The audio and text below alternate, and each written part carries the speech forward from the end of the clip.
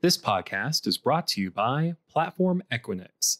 Platform Equinix provides government agencies with the global ability to digitally transform by deploying new command and control capabilities through private interconnection to mission partners, network, cloud, and other digital service providers. Learn more about Platform Equinix at www.equinix.com/lp/government-solutions.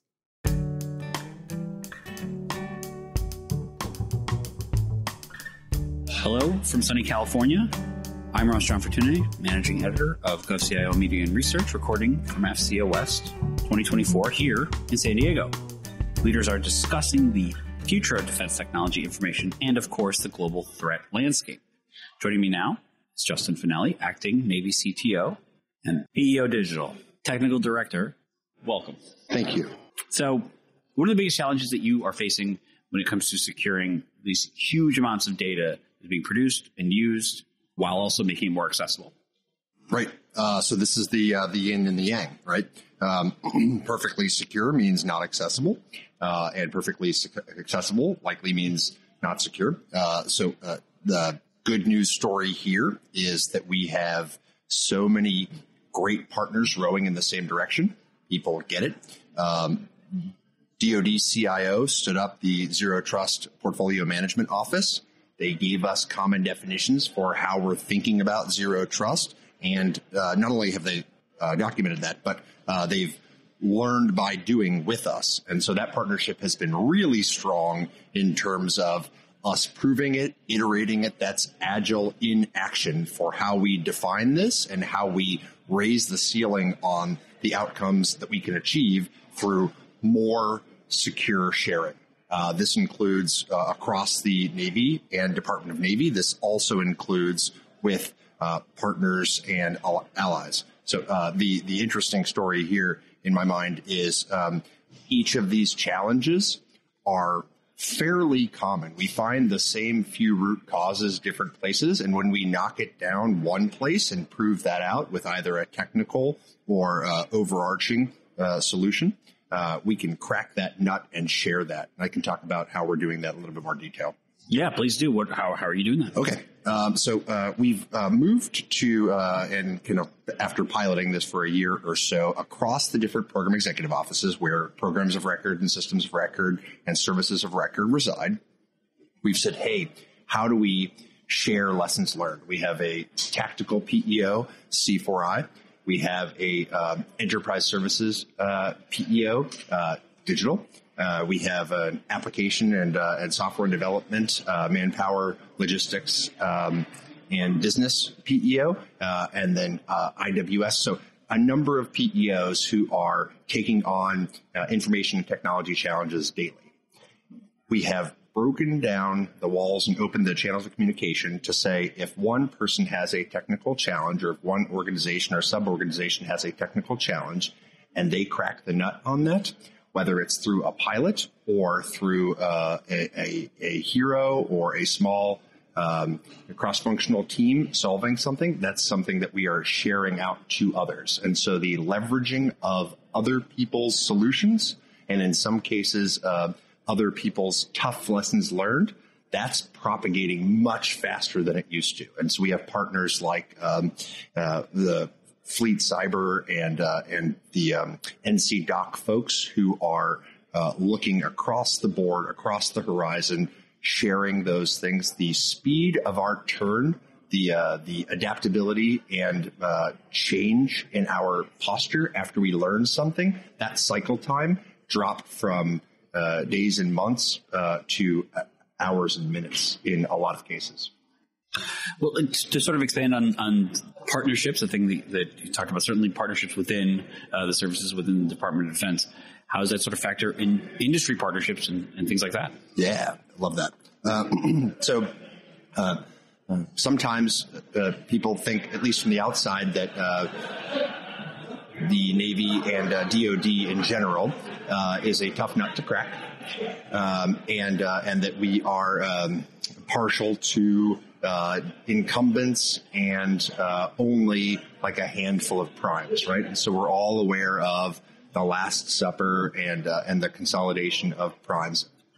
We know that there's so much that's happening within the dual use space, and the advantage of making use of COTS innovations that move faster than the requirements process, that move faster than any sort of waterfall systems engineering, that's there. And so we've decided to embrace that with primes and small businesses and everything in between.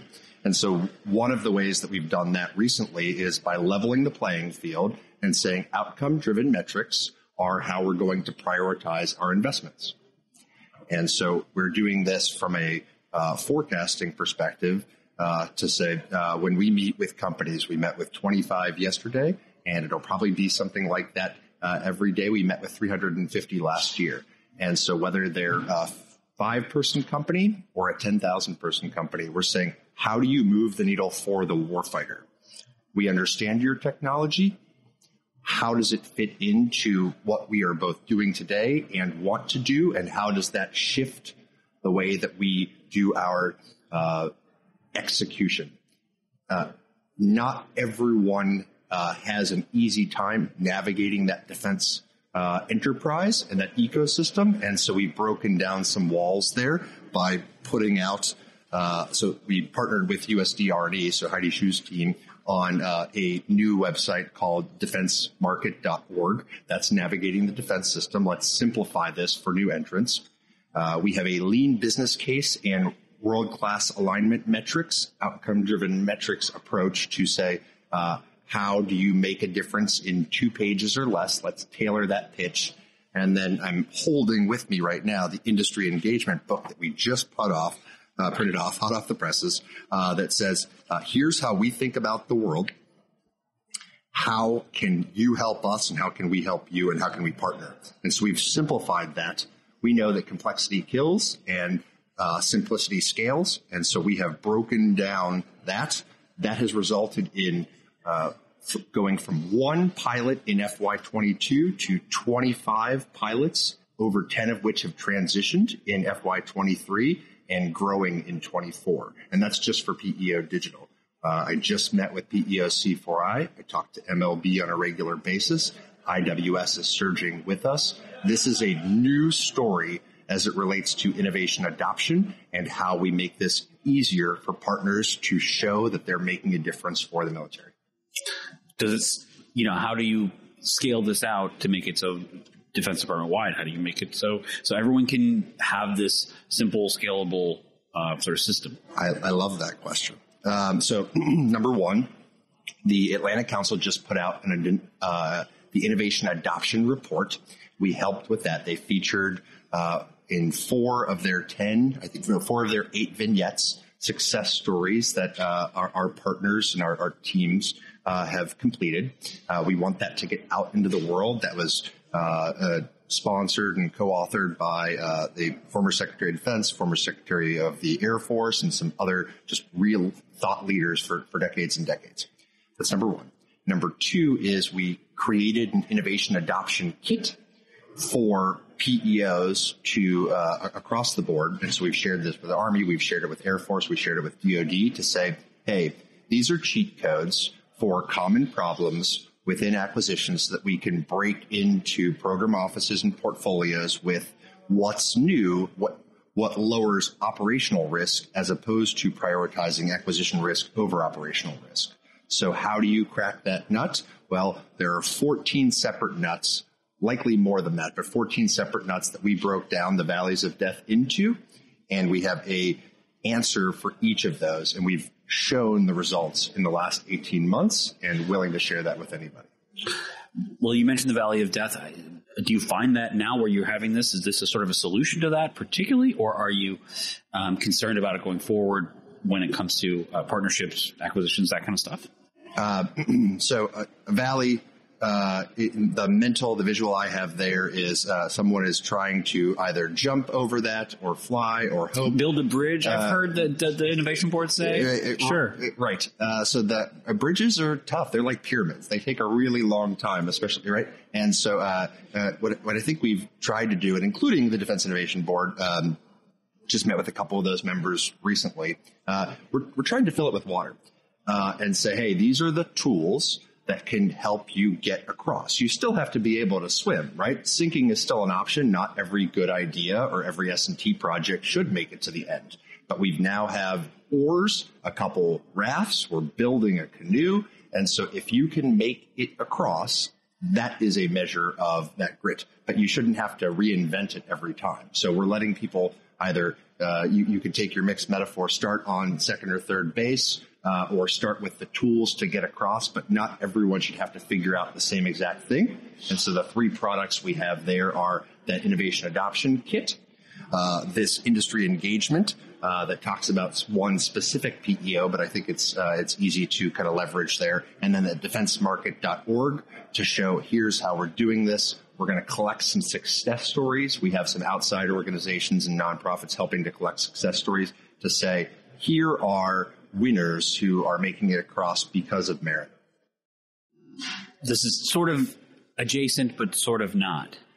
Because we're talking so much about collaborative work and partnerships and things like that, you're in a lot of meetings. You find a lot of common pain points in these places? Yep. So it's pretty, I'd say the problem space is pretty typical Pareto, right? So we have the fringe things, and then we have the most common 20%, and we're seeing those as very common. There's nuances. We're writing those down, but what we'll often do is if it's a problem solution match, then we'll say, hey, here are our data-driven results. Let's apply those. One of the things that is validating that is that we are writing down the actuals. So for any type of problem, we're saying, okay, you're describing this qualitatively, and that's helpful. But what are the quantitative days for this process? And so an example of that would be from an adaptability perspective. We knew that changing one of our networks took 6 months previously because we had to mod the contract or we had to write a new statement of work. Now, as we've implemented faster tools, when we did the B1 upgrade, when we started buying Starlink and other terminals, the time to make a change is, in some cases, weeks, in some cases, minutes. We can actually show this is improved by 95%. For boot up time, we went in and said, hey, everyone has a computer. Boot up time is slow. We know this is dragging. We went from a very high number average, and we improved that by 87% by focusing on a particular problem. We said, here are the steps for this particular problem. How would you apply those? How would you scale those out? That was what we call an issue under the Fix My Computer theme. We operated similarly under the Last Mile theme. We're doing similar with the Ruthless Automation theme and others. And so that kind of blueprint and matching problems to solutions, it's still more art than science, but now we have those documented, and we have both the baseline and external benchmarks where they're applicable, and we can say, is this good enough? We want to be world-class. And we have great partners who are helping us, in some cases, be even better than what you'd expect in industry because we're simplifying the way that we roll out. With all these metrics and stuff, how are you keeping it to the best metrics? I know this is something that in my line of work, there's lies, analyze, and statistics. How do you get the metrics that are most applicable for all these programs to say this is effective, this isn't effective, et cetera? I couldn't be happier with that question. I didn't see these before, but to this point, I actually teach on this. And so like the way that I break it down is there are KPIs, KPPs. They're reliable. They came out of the industrial, 120 years old. We know how they factor into trailing and lagging. There's OKRs, younger, about 20 years old, out of Silicon Valley, that says objectives, key results. Here's how we take something big and create it or transform it. Both of those are, certainly OKRs are like fairly dynamic. KPIs you can pick and choose, right? What we're using now is outcome-driven metrics. And this is a a tiered system to say, now that we're instrumenting, now that we're measuring the baseline or the under the hood activities, what is most important to the mission? We choose that top down, and we said this is something that won't change. Operational resilience is going to be important forever. How we measure that is based on a mission outcome driven metric that tells us here is what is impeding progress. We want to make that go away. And when it does, like boot time, for instance, when that has been driven down to world class, then we can pull something else up that is not good. And so I was talking to Gene Kim, who wrote Phoenix Project recently, and Steve Spear, who wrote the most recent one with him. What is that? Wiring for Winning Organization. And they said, great companies have this in common. They always look for the suck. And so this is a metric system that allows us to always look for the suck, improve it, and then find something else. And this gives us that continuous improvement. It's how we're doing the get real, get better within my offices. As far as you've talked about how quickly you can do that, how do you find the suck? And is that also part of the rapidly changing sort of way that you're problem solving? Yeah. So it's almost like looking at the economy. There are some things that change all the time, and there are some things that don't change very much, right? There's like kind of human nature constants. In this way, by having a framework, it really stabilizes how you think about this, right? We're putting in a lot of activity and energy, but the needle's not moving. That means that we're doing something wrong. We put in a little bit of energy, or we did two things. We expected one to be high impact and another one to be low impact. And actually, we had it backwards. Still a good news story.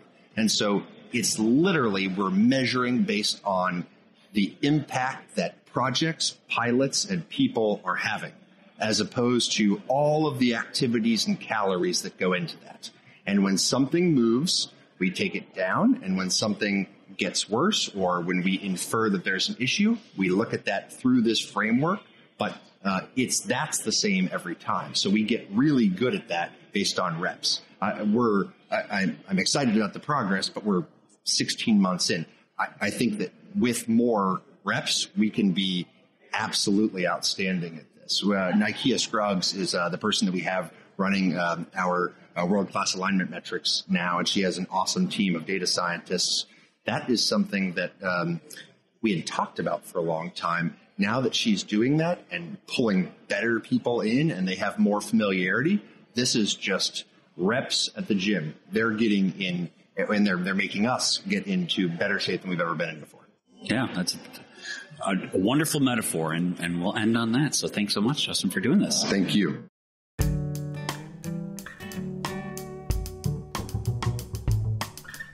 GovCast, along with HealthCast and CyberCast, is a production of GovCIO Media and Research. To explore our content, visit our website, govciomedia.com. Keep an eye out for new episodes every Tuesday. And if you like what you heard, leave us a review on the podcast platform of your choice. Have a topic you want us to discuss? Contact us at newsletter@govcio.com.